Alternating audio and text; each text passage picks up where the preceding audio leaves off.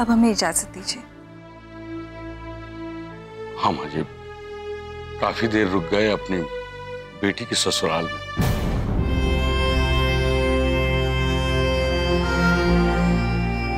देखिए, यहाँ जो कुछ भी हुआ बहुत गलत हुआ।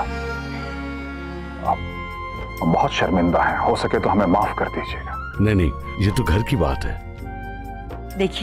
देखो मंगला, जो हो गया उसे दोहरा कर कोई फायदा नहीं है। हमें कुछ जरूरी काम भी है जिसे करना है हमें। आप लोग गलत मत समझिएगा, लेकिन हमारा कुछ जरूरी काम है जो हमें करना है। माफ कीजिए हमें। आओ मंगला।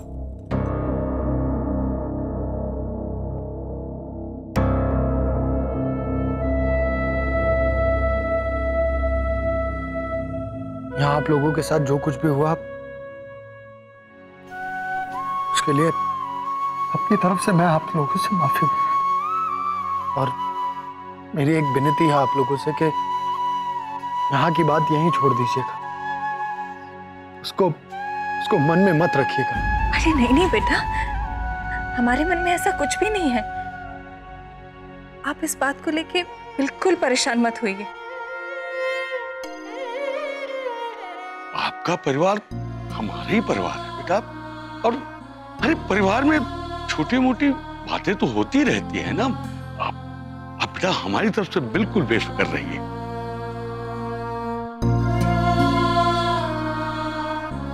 अच्छा माँ जी, अब हम चलते हैं।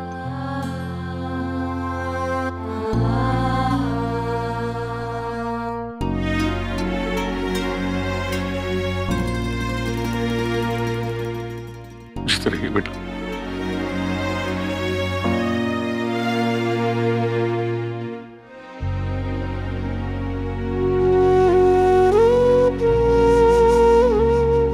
दादी, मैं जरा बाहर तक छोड़कर आता हूँ। मैं देखता हूँ कि वो चंद्रू गाड़ी लेकर आया कि।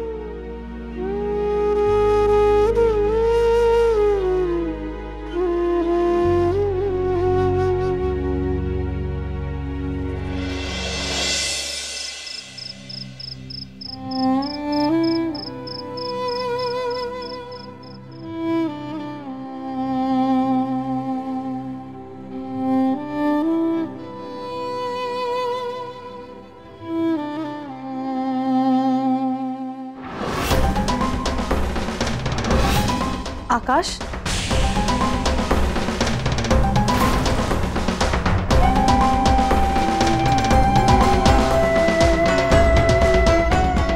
क्या बात है?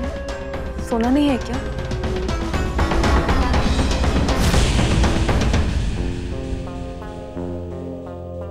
सॉरी पूनम जी, वो मैं गलती से इधर बैठ गया।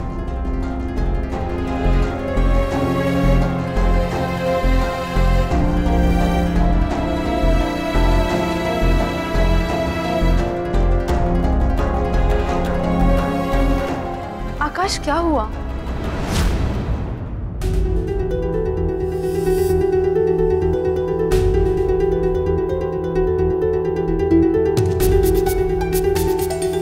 पूनम जी, आज अम्मा को इस तरह देखकर यकीन नहीं हो रहा। मुझे यकीन ही नहीं हो रहा है कि अम्मा ऐसा कर सकती।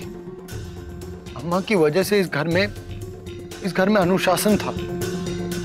हर चीज में कायदा कानून था।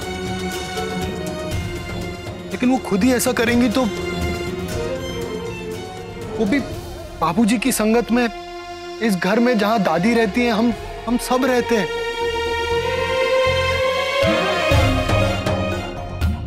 अगर वो खुद ऐसा करेंगी तो दूसरों को गलत करने से वो कैसे रोक पाएंगी? मुझे ये समझ में नहीं आ रहा कि अम्मा से सही और गलत को पहचानने में भूल कैसे हो गई।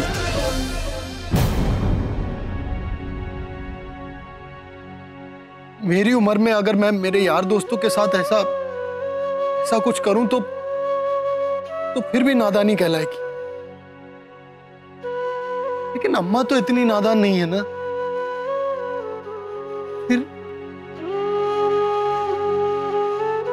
कैसे अम्मा? अब जी मुझे तो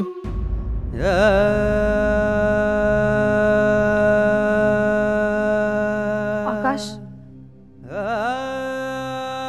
तुम्हें माँ जी के बारे में ऐसा नहीं सोचना चाहिए।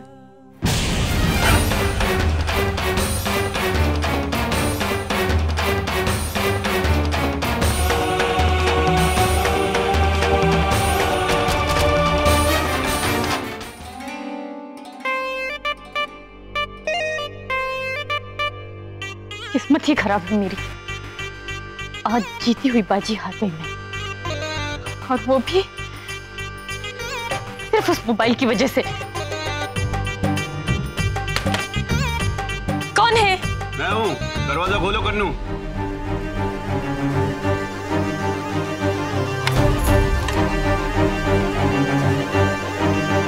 ये क्या बचपना है? बच्चों से भी ज्यादा बचपना तो आपके घर वाले कर रहे हैं। बेवकूफी की भी हद होती है।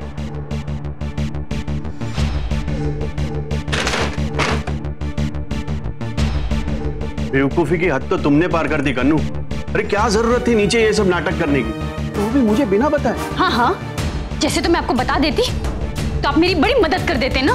अरे बताती तो करता ना मैं।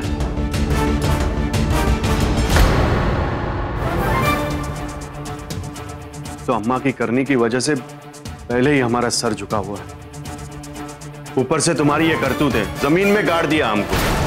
अरे क्या जरूरत थी ये सब करने की? रहने दीजिए, आप तो मुझे समझ ही नहीं सकते हैं। तो तुम ही समझा दो, बताओ क्यों किया ये सब। और फिर से कोई मन धड़क कहानी मत सुनाना जैसे नीचे बाबूजी के सामने सुनाई थी। देखो कन्नू, सच सच बताओ, तुमने वो घर के पैसे चोरी करके पूनम की माँ के बैग में क्यों डाले और कब डाले? इस बार बहुत दूर की सोची थी मैंने। वो पूनम भी अपनी हद में रहती और उसके माँ बाप भी हमेशा हमेशा के लिए इस घर का रास्ता भूल जाते। इसीलिए मैंने बहुत सोच समझकर उन्हें जलील करने का ये रास्ता ढूंढा था। तो जैसे ही मुझे आपकी माँ जी मंगला देवी जी का नशे में बहकने के सीन के बारे में पता चला, तो मुझे लगा कन्नू, ये तो एक तीर से दो निशाने करने का मौका है। क्यों ना अपनी शराबी सासू माँ को राजगद्दी से उतार के मैं खुद इस घर की मालकिन बन जाऊं, जिसकी मैं इतने दिनों से कोशिश कर रही थी। वो मनहूस मोबाइल, अगर उसने बीच में आकर ये गुल ना खिलाया होता तो आज ये बाजी मेरे हाथ में होती, और सबसे पहले मैं उस पूनम के पर काटती जो प्रार्थना की शादी कराकर बहुत इतरा रही है। मतलब कुल मिलाकर रोज का वही रोना, पूनम को चैन से जीने नहीं देना है, घर की मालकिन बनना है। हाँ हाँ, आप तो इस घर के मालिक बन नहीं सकते, लेकिन अगर मैं इस घर की मालकिन बन गई तो आप खुद ब खुद इस घर के मालिक बन जाएंगे। यही सोचकर मैंने इतना बड़ा कदम उठाया। ये सब तो मुझे मालूम पड़ गया कन्नू, लेकिन पूनम के माँ के बैग से वो पैसे कैसे निकले ये जानना है मुझे। ये कौन सा मुश्किल काम था? बाबूजी ने वो पैसे माँ जी को संभाल कर रखने के लिए दिए, ये तो मैं जानती थी। तो जिस वक्त माँ जी अपने जन्मदिन की खुशियां सबके साथ बांट रही थी, उस वक्त मैं उनका तोहफा लाने के बहाने ऊपर गई, अलमारी से पैसे निकाले और नीचे आकर पूनम की माँ के बैग में डाल दिए। मतलब सबकी मौजूदगी में? कमाल है कन्नू, ये तो सिर्फ तुम ही कर सकती हो। लेकिन हासिल क्या हुआ? सबकी नजरों में चोर तो तुम ही बनकर रह गई ना कन्नू। तुम्हारी ये ऊट पटांग साजिश है। एक दिन जब बाबूजी को पता चलेगा ना कि तुम्हारी इन साजिशों में मैं भी तुम्हारे साथ शामिल हूं, उस दिन तुम्हारी सारी करनी मुझे भरनी पड़ेगी।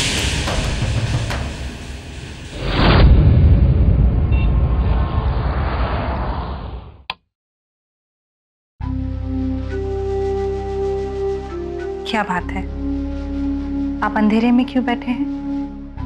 अंधेरा अच्छा लगता है बंधु। अंधेरे में खत कैसे पढ़ेंगे आप? खत? शाम को आया था, मोनिका शिनी थी।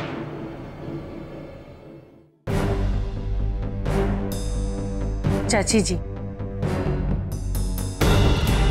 हम अभी आते हैं।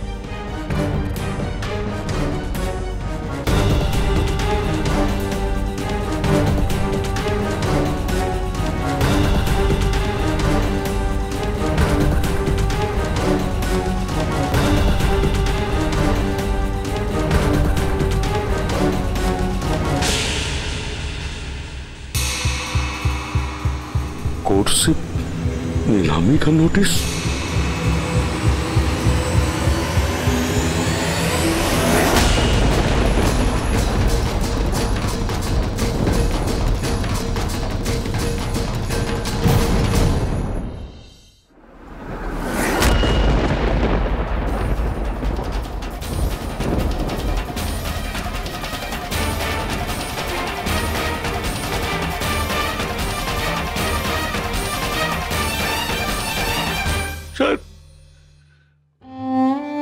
शायद ये शहर ही हमारा मजाक उड़ाते हुए हमसे कह रहा है कि तुम लोगों के लिए यहां कोई जगह नहीं, तुम लोगों का दाना पानी खत्म हो चुका।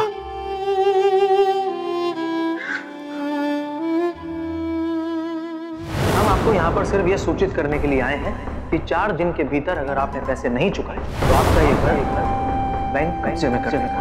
अब आप ये सोच लीजिए, या तो आप पैसों का इंतजाम कर लीजिए या फिर आप बेघर होने के लिए तैयार हो जाइए। अब तो हमारे पास बस एक ही चारा बचा, आपके घर की नीलामी।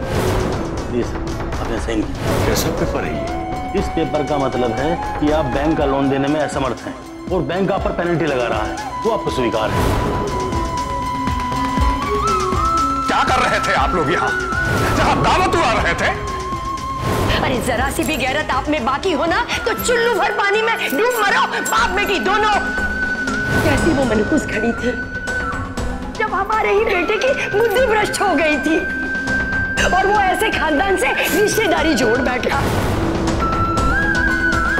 आप इनकी तलाशी ले लीजिए, मेरा शक और इनकी सच्चाई खुद ब खुद सबके सामने आ जाएगी।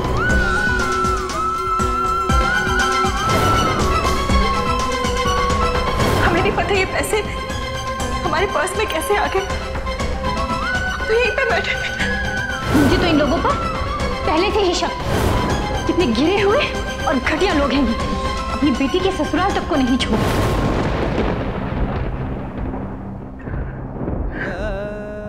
क्या यही हमारी इज्जत है?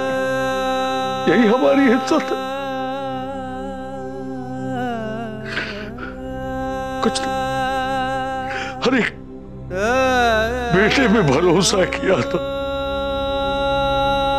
कि वो हमको इस लायक बना देगा कि हम समाज में सर ऊंचा करके घूमेंगे, लेकिन उन्होंने खुद ही हाथ ऊपर उठा दिया।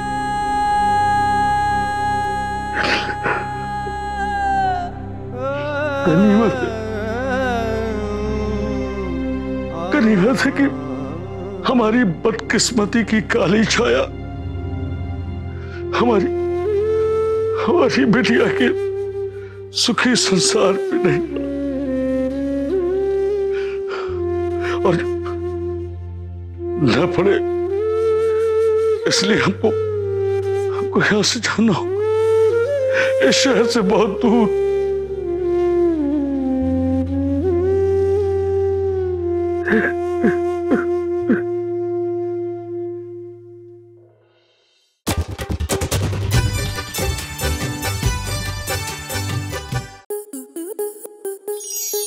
आपके मनोरंजन पर अब नहीं लगेगा कोई ब्रेक।